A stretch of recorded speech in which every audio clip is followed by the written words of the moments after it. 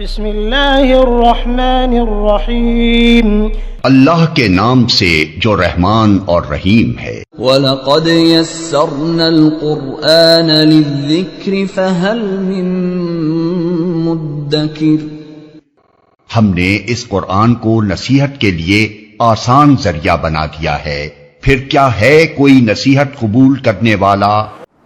اعوذ باللہ من الشیطان الرجیم، بسم اللہ الرحمن الرحیم، طٰہٰ ما انزلنا علیک القرآن لتشقیٰ، اللہ لا الہ الا ہو لہ الاسماء الحسنی۔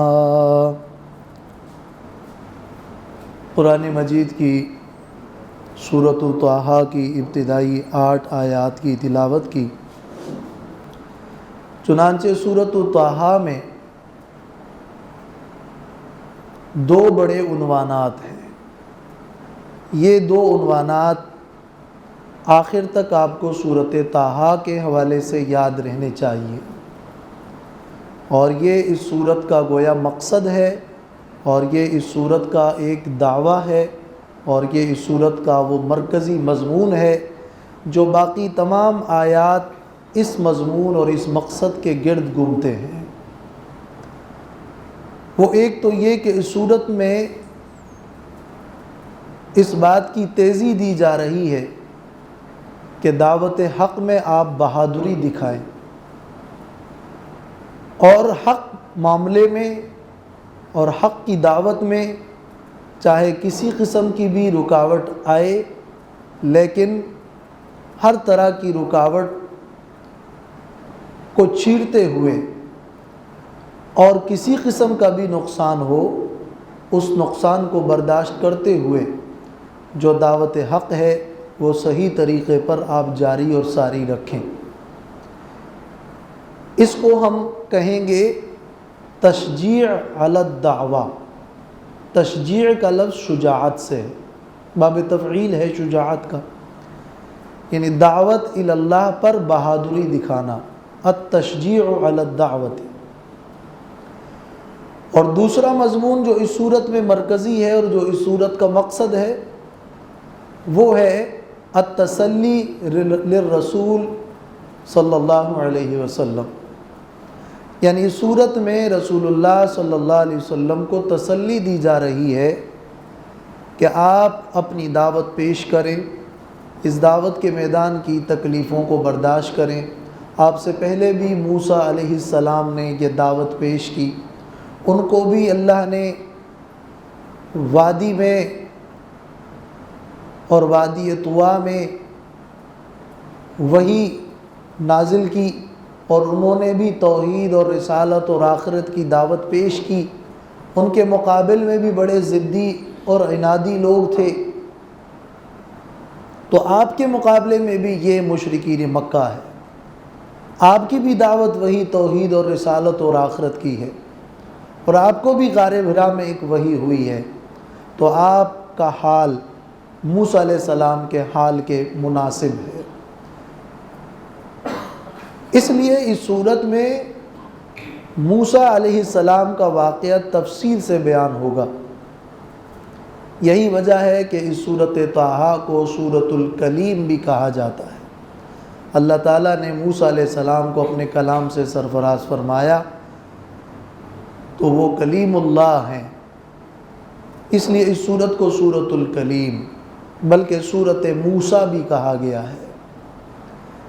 اس کا مطلب یہ ہے کہ سورۃ طٰہٰ کا لفظ سن کر ہی آپ کے ذہن میں یہ بات آنی چاہیے کہ یعنی اس سورت میں زیادہ تر تفصیلی واقعہ موسیٰ علیہ السلام کا بیان ہوگا۔ جس طرح سورۃ یوسف میں یوسف علیہ السلام کا واقعہ ہے اور وہ ذرا اور زیادہ تفصیل سے ہے، اس سورت میں بھی اللہ تعالیٰ نے خاص موسیٰ علیہ السلام کا واقعہ تفصیل سے ذکر کیا ہے، اور مقاصد 2 ہیں، التشجیع والتسلی، یعنی بہادری دکھائیں دعوت میں اور تسلی رکھیں، دعوت کے میدان کی مشکلات کو برداشت کرتے رہیں، اور یہ حالات بعد میں بہتر ہوں گے اور کامیابی وہ آپ کو ہی نصیب ہوگی۔ جیسے موسیٰ علیہ السلام کو کامیابی نصیب ہوئی اور ان کا جو مقابلہ ہے اور اس میں کامیابی ہے، وہ سارے واقعات اس صورت میں ذکر کیے جا رہے ہیں۔ چونکہ یہ سابقہ نبی موسیٰ علیہ السلام کا ذکر ہے اور اس ذکر کی یاداشت ہے اس صورت طٰہٰ میں، اس لیے اس صورت میں نصیحت، یاداشت، ذکر اور تذکرہ کے جو الفاظ ہیں وہ ذرا کثرت سے ہیں۔ یہ بھی اس صورت کے مرکزی مضامین میں گویا شامل ہیں۔ یہی وجہ ہے کہ صورت کی تیسری آیت میں ہی فرمایا کہ اِلَّا تَذْكِرَةً لِمَن يَخْشَىٰ، اور اس صورت میں آگے جا کر بھی نَذْكُرَكَ كَثِيرًا وَلَا تَنِيَا فِي ذِكْرِي أَقِمِ الصَّلَاةَ لِذِكْرِي وَمَنْ أَعْرَضَ عَنْ ذِكْرِي، اس قسم کے الفاظ آپ کو اس پوری صورت میں ملیں گے۔ اور اس میں مختصر آدم علیہ السلام کا وہ واقعہ بھی ذکر کیا جائے گا جو ان سے وہ بھول گئے اور ایک لغزش ہو گئی۔ تو ذکر اور نسیان اس کی مناسبت سے بھی گویا کہ آدم علیہ السلام کا وہ مختصر تذکرہ آخر میں آ رہا ہے۔ تو یہ تو ہم نے سورت کے مقاصد کو بیان کیا کہ سورت میں تشجیع، تسلی اور ذکر، یہ تین الفاظ اس کے مرکزی عنوانات ہیں۔ خلاصہ اس صورت یوں ہوگا کہ ابتدائی 8 آیات میں اس صورت کی ایک تمہید ہے۔ اس تمہید میں یہ بیان کیا جا رہا ہے کہ قرآن مجید کی عالی شان صفات ہیں اور اس قرآن کے نازل کرنے والے کی بھی عالی شان صفات ہیں۔ تو اللہ تبارک و تعالیٰ کی صفات اور قرآن مجید کی صفات، اس کا تذکرہ ہو رہا ہے سورہ طٰہٰ کی ابتدائی 8 آیات میں، اور پھر اس کے بعد آیت نمبر 98 تک پورے تسلسل کے ساتھ موسیٰ علیہ السلام کے واقعات کے مختلف پہلوؤں کو بیان کیا جا رہا ہے۔ یہ واقعہ موسیٰ علیہ السلام کی پیدائش سے شروع نہیں کیا گیا، اس میں اس طرح کی ترتیب نہیں رکھی گئی جو سورۃ یوسف کے اندر یوسف علیہ السلام کے واقعے میں ایک ترتیب ہے، بلکہ اس واقعے میں اس واقعے کے اہم اجزاء کو رکوع وائز اس کو بیان کر دیا گیا ہے، اور موسیٰ علیہ السلام کا واقعہ قرآن مجید میں بکثرت موجود ہے۔ موسیٰ علیہ السلام کا نام ہی قرآن میں تقریباً 107 بار ہے، اور موسیٰ علیہ السلام اور ہارون اور بنی اسرائیل اور ہلاکت فرعون کے واقعات پر قرآن مجید میں تقریباً 500 سے زائد آیات ہیں، 514 تک کی آیات ہیں۔ موسیٰ علیہ السلام کا یہ بالخصوص تذکرہ اتنی کثرت کے ساتھ قرآن میں کیوں ہے؟ اس کی وجہ یہ ہے کہ نبی کریم صلی اللہ علیہ وسلم سے پہلے صاحب شریعت رسول، جو صاحب کتاب بھی تھے اور صاحب شریعت بھی تھے، جن کی مستقل کتاب بھی تھی اور مستقل شریعت بھی رہی، وہ موسیٰ علیہ السلام تھے۔ اور عرب پر یہودیوں کے علمی اور ذہنی جو فوقیت تھی، اور اسی طرح نصارہ سے ان کو جو کچھ پتہ چلا تھا، اس میں انہوں نے موسیٰ علیہ السلام کی اس نبوت سے اثر قبول کر لیا تھا۔ تو موسیٰ علیہ السلام سے وہ کسی قدر واقف تھے۔ پھر موسیٰ علیہ السلام کا جو واقعہ ہے، یہ واقعہ نبی کریم صلی اللہ علیہ وسلم کے حالات پر اس کا انطباق بہت زیادہ ہو رہا تھا، اور ان کے واقعات میں ان کے معجزات اور قوم کے ساتھ حالات اور پھر فرعون کی ہلاکت، وہ اتنے عظیم واقعات تھے جو کہ مسلم ہونے کے ساتھ ساتھ عظیم بھی تھے، اور حالات نبی کریم صلی اللہ علیہ وسلم کے اور مشرکین مکہ کے ضد کی مناسبت سے وہ فٹ تھے۔ تو اس واقعے کو قرآن نے جا بجا بکثرت لیا ہے۔ پھر یہ بھی بات نوٹ کرنے کی ہے کہ قرآن مجید میں جب واقعات کا تکرار ہوتا ہے تو ایک واقعہ 2، 4، 5 مقامات میں جب ذکر ہوتا ہے تو ہر جگہ اس کا ایک الگ مقصد ہوتا ہے۔ کہیں موسیٰ علیہ السلام کا واقعہ اور آپ کا تذکرہ کیا جائے گا اور مقصد یہ ہوگا کہ دیکھو ان پر اللہ کے انعامات ہوئے اور تم پر بھی انعامات ہوئے، تو انعام یاد دلانا مقصد ہے۔ مگر اس صورت میں موسیٰ علیہ السلام کے واقعات کو ذکر کرنے میں جو مقصد ہے وہ آپ وہی یاد رکھیں جو اس صورت کے مقصد میں ہم نے بیان کر دیا، یعنی تشجیع اور تسلی۔ وہ یہاں پہ ان واقعات سے جو مقصد ہے وہ یہ ہے، لہٰذا ان واقعات میں ان واقعات کو بطور خاص لیا اور اس انداز میں لیا جس انداز میں زیادہ سے زیادہ تشجیع اور تسلی کا مضمون پایا جائے۔ تو اس پس منظر کے بعد اب صورت طٰہٰ کا صورت مریم کے ساتھ، جو اس سے پہلے صورت مریم گزری ہے، اس کے ساتھ ایک تعلق اور ربط ہے کہ صورت مریم میں جو بنیادی مضمون تھا وہ یہ تھا کہ انبیاء علیہم السلام کی عاجزی بیان کی گئی تھی، اور اس میں کئی انبیاء کا ذکر ہوا تھا۔ یہاں پر ایک خاص موسیٰ علیہ السلام کا ذکر ہے، اور یہاں انبیاء کی عاجزی کا ذکر نہیں بلکہ یہاں تشجیع اور تسلی کا مضمون بیان کرنا مقصد ہے۔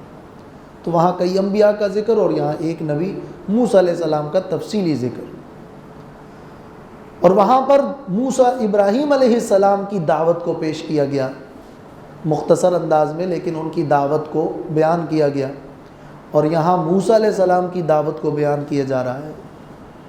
سورۃ مریم کی آخری آیت تھی کہ کم اہلکنا قبلہم من قرن، ہم نے پہلے بہت ساری اقوام کو تباہ کر دیا، ہلاک کر دیا۔ اس صورت طٰہٰ میں موسیٰ علیہ السلام کا جو فرعون سے مقابلہ ہوا تو ہلاکت فرعون کا ذکر ہو رہا ہے، یہ اس کم اہلکنا کی مثال ہے۔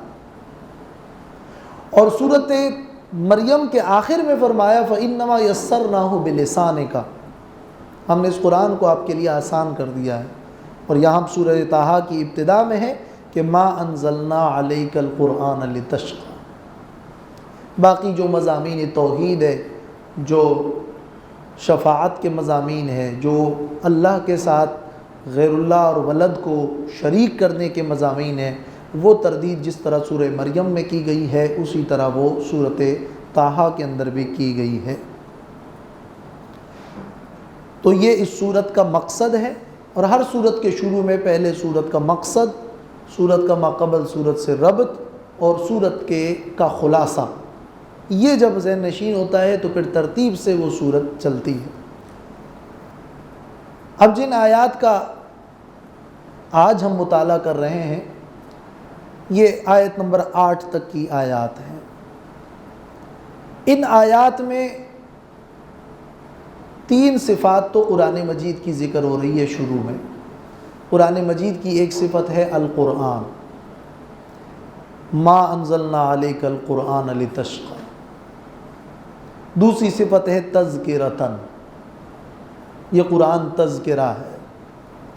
اور تیسری صفت ہے تنزیلاً، یہ قرآن تنزیل ہے۔ قرآن کے ناموں میں مشہور نام قرآن ہے، اور پھر دوسرا نام وہ تذکرہ ہے اور ذکر ہے۔ ذکر یہاں تو تذکرہ کا لفظ ہے لیکن اصل نام قرآن کا ذکر ہے، اور تذکرہ بھی اس سے ماخوذ ہے۔ اور تیسرا نام قرآن کا ہے تنزیل۔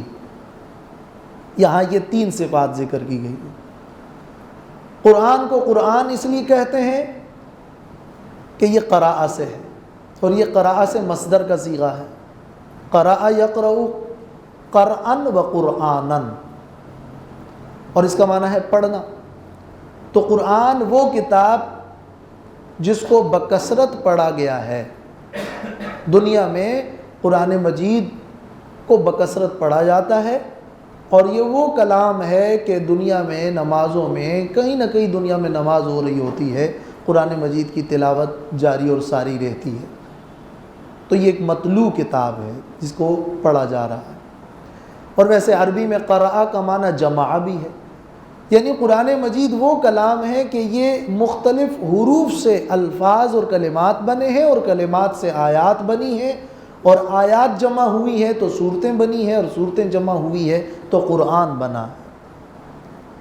تو قرآن کا لفظ خود قرآن میں پڑھنے کے معنی میں بھی استعمال ہوا ہے اور جمع کرنے کے معنی میں بھی استعمال ہوا ہے. اور تذکرہ کا لفظ ذکر سے ہے، اور ذکر معنی یادداشت اور یاد دہانی، یعنی یہ وہ کلام ہے جو غفلت سے بیدار کرنے کے لیے لوگوں کے لیے یاد دہانی ہے، اور پچھلے سابقہ امتوں کے احوال کو یاد دلانے والی کتاب ہے. اس لیے موسیٰ علیہ السلام کا واقعہ بھی تمہیں یاد دلایا جا رہا ہے. اور تنزیل ہے، یعنی یہ قرآن مجید کسی کی تصنیف نہیں ہے، یہ اللہ کی طرف سے نازل کردہ کتاب ہے. یہ وہ صفات ہے کہ جب قرآن کی ان صفات پر غور کیا جائے تو اس میں اس طرف اشارہ ہے کہ یعنی اس قرآن کے حوالے سے تمہاری ذمہ داری بنتی ہے کہ اس کو تم پڑھو. اس قرآن کے حوالے سے تمہاری ذمہ داری بنتی ہے کہ اس سے تم نصیحت لو. اس قرآن کے حوالے سے تمہاری یہ ذمہ داری بنتی ہے کہ تم اس کو عام کتابوں کی طرح کوئی کتاب مت سمجھو، بلکہ یہ اللہ تعالیٰ کی طرف سے تنزیل ہے، تصنیف نہیں ہے. یہ تنزیل ممن خلق الارض. قرآن کی ان صفات کو ذکر کرنے کے بعد، 3 صفات کو ذکر کرنے کے بعد پھر یہ بتایا گیا کہ یہ قرآن اللہ تبارک و تعالیٰ کی طرف سے منزل کتاب ہے، تو اس کا نازل کرنے والا اس کی بھی کچھ صفات ہیں. تو قرآن کی صفات اور اللہ تعالیٰ کی صفات کے درمیان یہ تعلق ہے کہ ایک منزل کی صفات ہے تو دوسرے منزل کی صفات. منزل یہ قرآن ہے، جو قرآن ہے اور جو تذکرہ ہے اور جو تنزیل ہے. اور نازل کرنے والا کون ہے؟ اس کی طرف جب تمہارا دھیان جائے گا تو اس سے یہ فائدہ ہوگا کہ تمہیں اس کلام کی حیثیت معلوم ہو جائے گی کہ یہ کلام جس کی جانب سے ہے وہ بھی ایک عظیم ہستی ہے.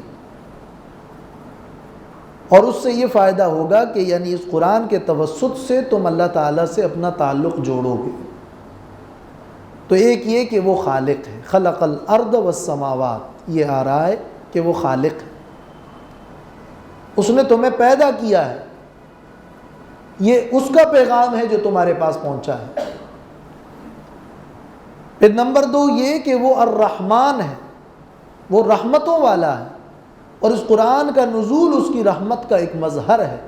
جیسے اللہ نے سورۃ الرحمن میں فرمایا الرحمن علم القرآن. تو یہ الرحمن علی العرش استویٰ خالق کے بعد اس کی بے شمار رحمتیں ہیں، اور رحمت کا معنی ہے خیر پہنچانا، مہربانی. تو اللہ تعالیٰ نے اپنے بندوں کو طرح طرح کے فائدے دیے ہیں، دنیاوی اور اخروی، اور ان تمام فائدوں میں سب سے بڑھ کر فائدہ اور خیر قرآن ہے. وَمَن يُؤْتَ الْحِكْمَةَ فَقَدْ أُوتِيَ خَيْرًا كَثِيرًا اور خَيْرُكُم مَّن تَعَلَّمَ الْقُرْآنَ وَعَلَّمَهُ. تو الرحمن یہ پھر دوسری صفت. تیسری صفت یہ ہے کہ وہ عرش پر مستوی ہے، وہ اللہ عرش پر ہے اور مستوی ہے. وہ جو خالق ہے، وہ جو رحمتوں والا ہے، وہ کہاں ہے؟ وہ عرش پر مستوی ہے. اس کا عرش اور عرش پر استواء ہماری عقل سے بالاتر ہے. اور کیسے مستوی ہے اور کیسے اس کا عرش ہے؟ جیسے اللہ کی شان کے لائق ہے اسی طرح ہے. یہ اس کی تیسری صفت ہے. اور چوتھی صفت یہ ہے کہ وہ صرف عرش پر مستوی ہی نہیں ہے، بلکہ یہ ساری چیزیں اس کی ملکیت اور اختیار اور تصرف میں ہیں. لہو ما فی السماوات و ما فی الارض. اور پوری کائنات ابتدا سے انتہا تک اسی اللہ تبارک و تعالی کی قدرت اور اختیار میں ہے. اور پھر پانچویں صفت یہ بیان کی جا رہی ہے کہ وہ اللہ صرف قادر ہی نہیں ہے بلکہ عالم بھی ہے، اس کا علم کامل ہے. اللہ تعالیٰ کی جتنی صفات ہیں ان صفات کو اگر 2 صفات کے اندر آپ اس کا نچوڑ نکالیں تو وہ یہ ہے کہ اللہ ہر چیز پر قادر ہے اور ہر چیز پر عالم ہے. یہی وجہ ہے کہ عزیز اور حکیم، قدرت کی ایک صفت اور علم کی ایک صفت، کبھی علیم کبھی حکیم اور کبھی عزیز، یہ 2 صفات ساتھ ساتھ بہت زیادہ ذکر ہوتی ہیں. یعنی اس کا علم بھی کامل ہے اور اس کی قدرت بھی کامل ہے. تو جب اللہ کی قدرت اور ملکیت کو بیان فرمایا تو پھر اللہ کا علم بھی بیان فرمایا کہ تم جو بھی بات کرتے ہو اللہ تعالیٰ تمہارے مخفی اور پوشیدہ باتوں کو بھی جانتا ہے. پھر چھٹی صفت یہ بیان کی ہے جو کہ ایک طرح ان تمام صفات کا نتیجہ ہے، اور یہ اللہ کی صفات ایک دلائل تھے اور اس دلائل کے نتیجے میں یہ بات طے شدہ ہے کہ اللہ لا الہ الا ہو، اس کے علاوہ کوئی معبود نہیں، کوئی الہ نہیں، کوئی کارساز نہیں، کوئی مشکل کشا نہیں، کوئی حاجت روا نہیں. اور ساتویں صفت بھی یہ بیان کی کہ یہ تو اللہ کی صفات کا ایک جامع خلاصہ تھا، مگر اللہ کو پہچاننے کے اور بھی بہت سارے عظیم بہترین نام ہیں. لہ الاسماء الحسنی. گویا ان 8 آیات میں 10 باتیں ہیں، 3 قرآن کی صفات ہیں اور 7 اللہ تعالیٰ کی صفات ہیں. یہ ان 8 آیات کا خلاصہ ہے. طٰہَ مَا أَنزَلْنَا عَلَيْكَ الْقُرْآنَ لِتَشْقَىٰ. نہیں نازل کیا ہم نے آپ پر قرآن کو لِتَشْقَىٰ، اس لیے کہ آپ مشقت میں مبتلا ہوں. سب سے پہلے تو لفظ طٰہَ پہ غور کریں. قرآن مجید میں سورتوں کے شروع میں کچھ حروف کا استعمال ہوتا ہے، ان کو کہتے ہیں حروف مقطعات.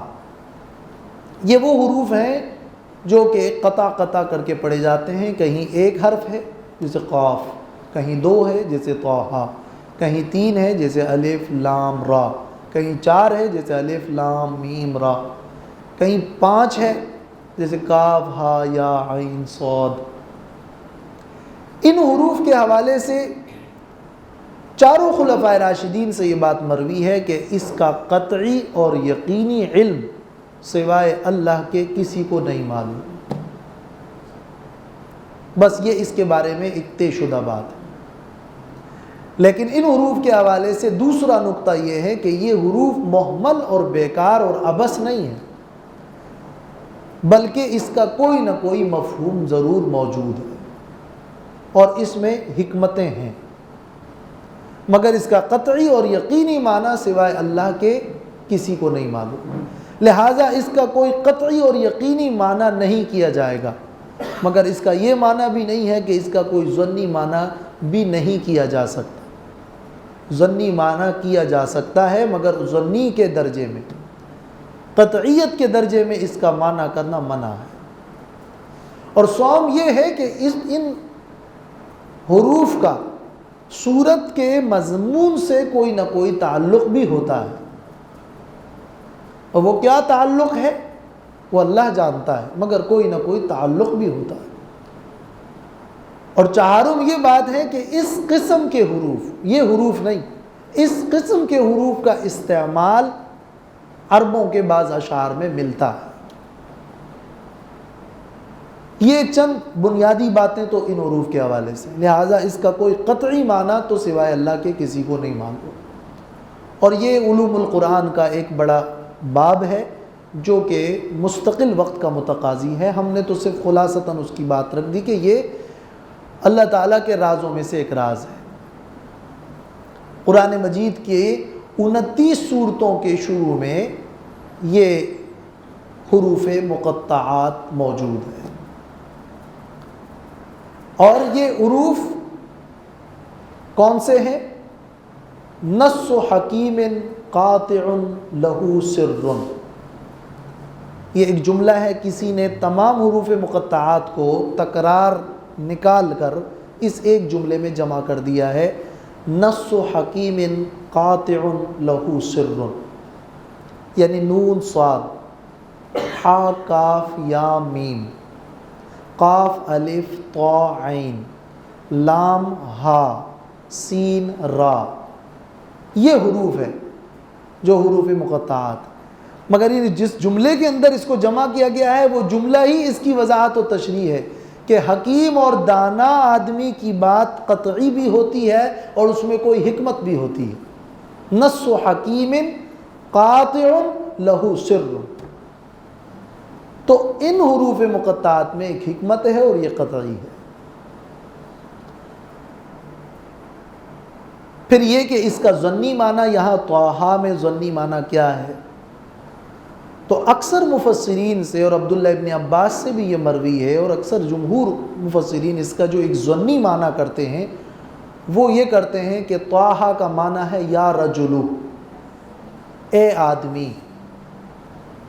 اور رجل کا لفظ ویسے بہادری کے لیے بھی استعمال ہوتا ہے، کسی کو آدمی کہنا مطلب وہ تو پکا ہے، بہادر ہے، آدمی ہے۔ تو طٰہٰ کا معنی ہوا یا رجل، یہ عبرانی ہے یا کوئی اور زبان ہے یا کسی بھی زبان میں یا کسی بھی قبیلے کی لغت میں یہ استعمال ہوتا ہے، طٰہٰ بمعنی یا رجل، یہ اس کا ایک ظنی معنی ہے۔ سورت کے یہاں مضمون سے یہ مفہوم ذرا فٹ بھی لگتا ہے، یعنی اس سورت میں تو تسلی دی جا رہی ہے، بہادری دی جا رہی ہے۔ تو طٰہٰ اے بہادر آدمی، طٰہٰ اے بہادر آدمی، ما انزلنا علیک القرآن لتشقی۔ علامہ ابن قیم کی کتاب ہے تحفۃ المودود، جو کہ بچوں کی پیدائش اور اس کے حوالے سے جو احکام ہیں اس پر لکھی گئی ہے۔ اس میں بچوں کے نام رکھنے کے حوالے سے جو بحث ہے، اس بحث میں ایک جگہ لکھا ہے کہ وَأَمَّا مَا يَذْكُرُهُ الْعَوَامُ أَنَّ يَاسِينَ وَطٰہٰ مِنْ أَسْمَاءِ النَّبِيِّ صلی اللہ علیہ وسلم فغیر صحیح۔ یہ جو عوام میں مشہور ہے کہ طٰہٰ اور یاسین نبی صلی اللہ علیہ وسلم کے ناموں میں سے ہیں، تو یہ بات صحیح نہیں ہے۔ اور آگے لکھا ہے کہ یہ کسی صحیح یا کسی حسن درجے کی روایت یا صحابہ کے آثار میں ناموں کے طور پر مروی نہیں ہے۔ البتہ طٰہٰ یا رجلو کے معنی میں ہے، تو یا رجلو سے مراد رسول اللہ صلی اللہ علیہ وسلم ہے، تو اس اعتبار سے پھر نبی صلی اللہ علیہ وسلم کو طٰہٰ کہیں تو ٹھیک ہے، مگر وہ ہے بھی ظنی معنی۔ مگر بعض مفسرین نے یہ نقل ضرور کیا ہے کہ طٰہٰ نبی صلی اللہ علیہ وسلم کے ناموں میں سے ہے۔ یہ بھی نقل ہوا ہے کہ حروف مقطعات اللہ کے ناموں میں سے نام ہوتے ہیں یا قرآن کے ناموں میں سے ہیں۔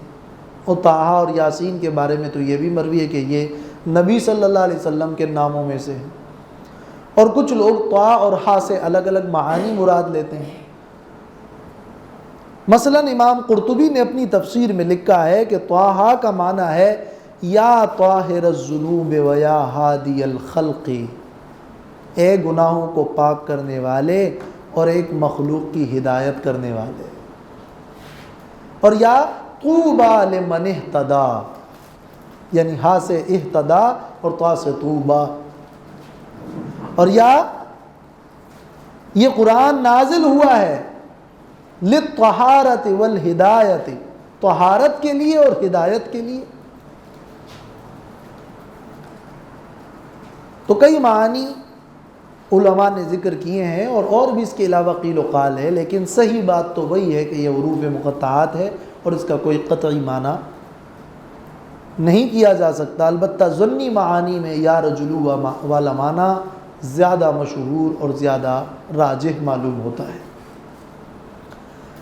ما انزلنا علیک القرآن لتشقی، ہم نے نہیں اتارا ہے آپ پر قرآن لتشقی۔ یہ جو لتشقی کا لفظ ہے اس کے دو معنی ہیں۔ تشقی کا لفظ شقاوت کہتے ہیں بدبختی کو، اور تشقی کا لفظ مشقت سے بھی ہے، مشقت یعنی تکلیف، مشقت، مصیبت۔ اب ایک روایت میں یہ بھی ہے کہ مشرکین مکہ نے نبی صلی اللہ علیہ وسلم کی دعوت کے بارے میں اپنا تبصرہ یہ کیا تھا کہ انک شتت شملتنا وفرقت جمعتنا وصفحت احلامنا ما رأینا اشقى منک، آپ کی دعوت نے تو ہماری جماعت کو خراب کر دیا، ہماری عقلوں کو خراب کر دیا، ہمیں جو ہے الگ الگ کر دیا، آپ سے زیادہ تو ہم نے بدبخت نہیں دیکھا۔ معاذ اللہ، یہ ان کا گستاخانہ جملہ تھا۔ تو اللہ تعالیٰ نے اس کے جواب میں نازل فرمایا کہ ما انزلنا علیک القرآن لتشقی، نہیں نازل کیا ہے ہم نے آپ پر قرآن اس لیے کہ آپ بدبخت ہوں، بلکہ یہ قرآن تو اس لیے اترا ہے کہ آپ کامیاب ہو۔ تو یہ لتشقی، یہ ایک معنی ہے۔ دوسری تفسیر اس کی یہ ہے کہ تشقی کا لفظ مشقت سے ہے، مصیبت سے ہے، تکلیف سے ہے۔ چونکہ قرآن مجید کے نزول کے بعد نبی کریم صلی اللہ علیہ وسلم نے ایک داعی حق کے طور پر دعوت پیش کی، مخالفین اور منکرین بڑھتے چلے گئے اور اتنے بڑے کہ منکرین انکار کرتے رہے۔ ایک نبی جو امت کا مشفق ہوتا ہے، جب وہ دیکھتا ہے کہ لوگ میری دعوت کو نہیں مانتے تو انہیں بڑی تکلیف پہنچتی ہے۔ اس لیے تو اللہ تعالیٰ نے قرآن میں جا بجا فرمایا ہے فَلَعَلَّكَ بَاخِعٌ نَفْسَكَ عَلَىٰ آثَارِهِمْ إِن لَّمْ يُؤْمِنُوا بِهَذَا الْحَدِيثِ أَسَفًا، کیا آپ ان کے پیچھے اپنی جان ہلاک کر دیں گے؟ اتنا غم نہ کھا۔ یہ مضمون قرآن میں مختلف مقامات پہ ہے۔ تو یہ ایک دعوت کی تکلیف اور مشقت تھی۔ اور پھر قرآن کے نزول کے بعد نبی صلی اللہ علیہ وسلم تہجد کی نماز پڑھتے تھے، حتیٰ کہ آپ کے پاؤں مبارک پہ ورم آ جاتا تھا۔ تو اللہ نے فرمایا کہ آپ اپنے آپ کو اتنا نہ تھکائیے، ہم نے قرآن اس لیے نہیں اتارا کہ آپ تکلیف میں مبتلا ہو، یعنی عبادات میں اعتدال رکھیے اور دعوت دین دے کر آپ کی ذمہ داری ختم ہو گئی، ان کے پیچھے اتنا نہ پڑیں کہ آپ جب تک وہ مومن نہ ہوں تو آپ خود کو ہی ہلاک کر دیں۔ یہ لتشقا کے دو معنی ہو گئے۔ تو پھر معنی یہ ہوگا کہ ما انزلنا علیک القرآن لتشقا، ہم نے نہیں اتارا، نہیں نازل کیا آپ پر قرآن لتشقا کہ آپ مشقت میں مبتلا ہوں، الا تذکرۃ لمن یخشی، مگر یہ قرآن تو نازل کی گئی ہے نصیحت کے لیے۔ الا تذکرۃ یعنی الا نزل تذکرۃ، یہ تذکرتاً اس کو کہتے ہیں مفعول لہو، مفعول لہو۔ ضربتہ تادیباً، میں نے اس کو مارا ادب کے لیے، تذکرتاً تذکرے کے لیے، یہ تو نصیحت کے لیے آئی ہوئی کتاب۔ الا بمعنی لیکن ہے۔ جدید عربی میں تذکرہ کہتے ہیں ٹکٹ کو، تذکرہ۔ تو جس کے پاس قرآن کا یہ ٹکٹ ہوگا تو آگے کام آئے گا۔ الا تذکرۃ لمن یخشی، مگر یہ قرآن تذکرہ ہے، نازل کی گئی ہے نصیحت کرنے کے لیے، لمن یخشی، ان کو جو کہ ڈرتے ہیں، جن کے دل کے اندر خوف نہیں ہے اپنے انجام کا، وہ قرآن سے نصیحت نہیں لے سکتے۔ خشیت سے یہاں اصل میں انابت مراد ہے۔ دل کے اندر جب آپ کو ایک فکر لاحق ہو اور اس فکر کی وجہ سے اپنے انجام سے ڈرتے ہیں کہ کہیں مجھے وہ وعید لاحق نہ ہو جائے، یہ وہ خشیت ہے۔ تو جس کے دل کے اندر وہ خشیت ہوگی اور کچھ ڈر ہے، کچھ فکر ہے، تو ان کو قرآن سے فائدہ ہوگا۔ فَإِنَّ الذِّكْرَ تَنفَعُ الْمُؤْمِنِينَ وَفَذَكِّرْ مَنْ يَخَافُ وَعِيدٍ، جو وعید سے ڈرتا ہے تو فَذَكِّرْ بالقرآن من یخاف۔ تو یہ مضمون بھی قرآن میں ہدایت کے مراحل میں بیان کیا گیا ہے کہ ہدایت کے درجات میں سے انابت پہلا درجہ ہے، آگے جا کے پھر توفیق ہوتی ہے، تو پھر استقامت ہے، تو پھر ربط القلب ہے، لیکن انابت اس کا درجہ اولا ہے۔ اس کا مطلب یہ ہے کہ قرآن پاک کی نصیحت کو حاصل کرنے کے لیے سب سے پہلی چیز جو اپنے اندر پیدا کرنی ہے وہ خشیت اور فکر ہے۔ جن کو یہ فکر لائق ہوگی کہ ہم قرآن سمجھے سیکھیں کہ اللہ کا کیا پیغام ہے، وہ قرآن سیکھے گا۔ جس کو یہ فکر نہیں ہوگی اور وہ غافل ہوگا تو وہ اس کو سرسری لے گا۔ تنزیلا ممن خلق الارض والسماوات العلی، تنزیلا یعنی انزلنا تنزیلا، ہم نے نازل کیا ہے اس قرآن کو، نازل کرنا یہ گویا ایک مفعول مطلق ہے اور منزل کے معنی میں ہے۔ اور یا تنزیلاً ویسے عربی میں کسی عظیم مہمان کو بھی کہتے ہیں تنزیل، کوئی بڑا مہمان آ جائے تو اس کو تنزیل کہتے ہیں۔ تو یہ قرآن ایک مہمان آیا ہوا ہے، اس کا اکرام کرو، یہ ایک عظیم انعام ہے۔ نازل شدہ ہے یہ ممن، اس ذات کی طرف سے، خلق الارض جس نے پیدا کیا ہے زمین کو، والسماوات العلا، اور بلند آسمانوں کو. علا کا لفظ علیا کی جمع ہے، اور علیا جو ہے یہ فعلا کی وزن پر مؤنث ہے، اس میں تفضیل کا مؤنث فعلا ہے. اعلا، اعلا مذکر ہے، علیا مؤنث ہے، اس علیا کی جمع ہے علا. الرحمن علی العرش استوى، الرحمن یعنی هو الرحمن. تردید شرک کے لیے کہا کہ مشرکین اللہ کے ناموں میں رحمان نہیں مانتے تھے. وَمَا الرحمن، وہ یہ کہتے تھے الرحمن، وہ رحمان ہے. علی العرش استوى، عرش پر برابر ہے. استوا جلوہ فرما ہے، برابر ہے، بس عرش پر ہے، برابر ہے. اللہ تعالیٰ کی کچھ صفات اور اللہ کی بلکہ تمام صفات جب ذکر ہو جاتی ہیں تو یہ اللہ نے اپنا تعارف خود اپنی صفات سے کرا دیا، اور یہ اللہ کا احسان ہے کہ اللہ نے اپنی معرفت خود اپنی صفات سے کرا دی. اس پر اپنی طرف سے حاشیہ آرائی اور قیاس آرائی اور فلسفے لڑانا یہ درست طریقہ نہیں ہے. اس لیے امام مالک رحمۃ اللہ علیہ کا یہ مشہور قول جو مروی ہے وہ بالکل صحیح ہے کہ الکیف غیر معقول والاستواء غیر مجہول والایمان به واجب والسوال عنہ بدعۃ. یعنی اللہ کی ان صفات عرش پر مستوی ہونا، اس کی جو کیفیت ہے وہ معقول نہیں ہے کہ آپ عقل میں اس کو لے آئیں، اور وہ مجہول بھی نہیں ہے کہ اس کا کوئی مطلب نہیں ہے، اور اس پر ایمان واجب ہے. اللہ نے کہہ دیا اللہ عرش پر مستوی ہے، بس مستوی ہے، لیکن اس سے اللہ کے لیے جسم لازم کرنا غلط ہے، بلا تشبیہ کے، بلا تمثیل کے، بلا کسی تکییف اور کیفیت بیان کرنے کے. بس ہمارا اس پر ایمان ہے. اور سوال کرنا کہ کیسے، یہ سوال کرنا بدعت ہے.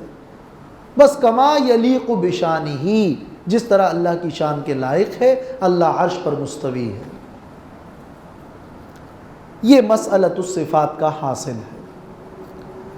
لہو ما فی السماوات وما فی الارض، خاص اس اللہ ہی کے لیے ہے وہ کچھ جو آسمانوں میں ہے اور جو زمین میں ہے. وما بینہما، اور جو ان دونوں کے درمیان ہے. وما تحت الثری، اور وہ جو گیلی مٹی کے نیچے ہے. الثری کہتے ہیں گیلی مٹی کو، یعنی جو تہ کے اندر ہے اس کو بھی اللہ جانتا ہے. مقصد کیا ہے؟ یعنی گہری سی گہری بات کو اور تمام تر اطراف عالم پر اللہ حاوی ہے، اور اللہ کا اختیار اور اللہ کی قدرت اور اللہ کی ملکیت اس پر احاطہ کیے ہوئے ہیں. وَإِن تَجْهَرْ بِالْقَوْلِ فَإِنَّهُ يَعْلَمُ السِّرَّ وَأَخْفَى، اور اگر آپ بلند آواز سے بات کریں، تجہر جہر کریں، بالقول کسی بات کا،